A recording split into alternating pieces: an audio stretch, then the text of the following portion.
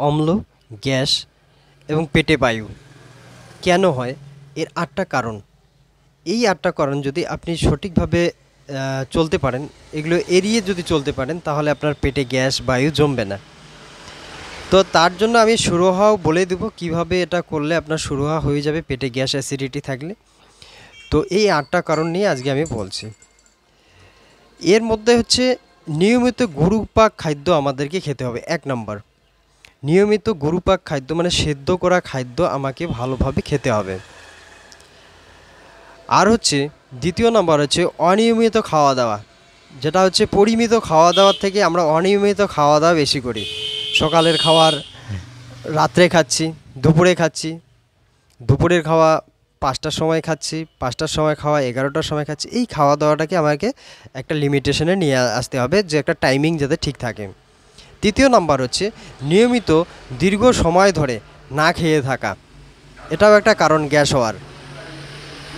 যদি অনিয়মিত খাওয়া দাওয়া হয় তাহলে দেখবেন যে আপনার টাইমিং নেই খাওয়া দাওয়ার, অনেকক্ষণ আপনি না খেয়ে থাকলেন, তারপরে কিছু খাওয়ার পর আপনার গ্যাস অ্যাসিডিটি হবেই।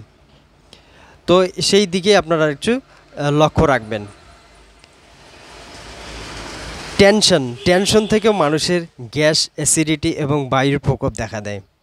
তো হচ্ছে এই টেনশনটা যথাসাধ্য আপনি হচ্ছে, টেনশন সবারই আছে, কিন্তু আপনাকে নিজেকেই নিজে কন্ট্রোল করতে হবে। ৫ নাম্বার হচ্ছে, যেটা হচ্ছে মেন কারণ, ভালো করে চিবিয়ে না খাওয়া। এই ব্যস্ততার যুগে আমরা এখন ভুলেই গেছি, মুখে আমরা দিয়েই একদম গিলে ফেলছি। আমাদেরকে উপরওয়ালা ৩২টা দাঁত দিয়েছে, এটা শুধু কি হাসার জন্য দিয়েছে? না, এটা আমাদেরকে ৩২টা দাঁত দিয়েছে, ৩২ বার চিবানো। ৩২ বার দূরে রাখুন, আপনি হচ্ছে সেটা ৫ বারও চিবিয়ে কেউ কেউ খায় না। আমি দেখেছি মুখে দেওয়ার সাথে সাথে একটা চিবালো, ব্যাস তারপরে গিলে ফেললো। এটা কোনোদিনও করবেন না, তাহলে আস্তে আস্তে আস্তে আপনার লিভারের কাজটা বাড়িয়ে দিলেন, আর লিভার আস্তে আস্তে খারাপ হওয়া চালু হয়ে যাবে। তো হচ্ছে ভালো করে একটু সময় নিয়ে চিবিয়ে চিবিয়ে ভাত খাওয়া। ৬ নম্বর হচ্ছে খুব তাড়াহুড়ো করে না খাওয়া। একদম তাড়াহুড়ো আসলেন, একদম টপাটপ গিলে ফেললেন, এই তাড়াহুড়োটা যাতে না হয়, তাহলে আপনার গ্যাস অ্যাসিডিটি হবেই। ৭ নম্বর হচ্ছে আমাশা। যাদের আমাশা আছে, অ্যামিবা ব্যাসিলাস নামক ২ ধরনের ব্যাকটেরিয়া আছে। এই ব্যাকটেরিয়া তেল মশলা পেলেই এরা কি জেগে ওঠে। তো যাদের আমাশা আছে, গ্যাস অ্যাসিডিটি হওয়ার একটা চান্সেস একদমই থেকে যায়।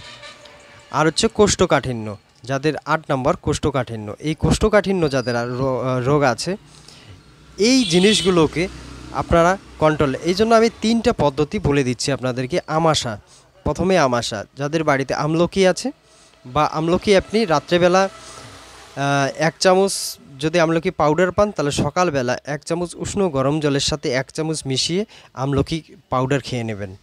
আর যদি কাঁচা থাকে তাহলে রাত্রে, সেটা শুকনো হলে ভালো হয়, কাঁচা হলে আপনি জুস করে খেতে পারেন। সকালবেলা একটা আমলকি কেটে নিলেন ১-২টা, সেটা মিক্সার মেশিনে জুস করে খেতে পারেন। তৃতীয় নম্বর হচ্ছে শুকনো যদি কারো থাকে, রাত্রেবেলা ১ গ্লাসের মধ্যে ভিজিয়ে রাখবেন, সকালবেলা সেই জলটা খাবেন। এটা হচ্ছে কন্টিনিউ ৪০ দিন করবেন, যে দেখবেন যে আমাশাটা ধীরে ধীরে কম হয়ে যাচ্ছে। আর বিকেলবেলা একটা কাজ করবেন, যাদের আমাশা আছে, ১ চামচ আদা পাউডার নেবেন, ১ কাপ উষ্ণ গরম জলের সাথে মিশিয়ে সেটা খাবেন। তাহলে আমাশাটা ৪০ দিন করবেন, আমাশা যত পুরনো হোক না কেন আমাশাটা ঠিক হয়ে যাবে। কোষ্ঠকাঠিন্য, এবার কোষ্ঠকাঠিন্য যাদের আছে, এগুলো জিনিস সিমটমগুলোকে আগে দূর করতে হবে। কোষ্ঠকাঠিন্য যাদের আছে, কোষ্ঠকাঠিন্যর ক্ষেত্রে দেখা গেছে পায়খানাটা সঠিকভাবে ক্লিয়ার হয় না।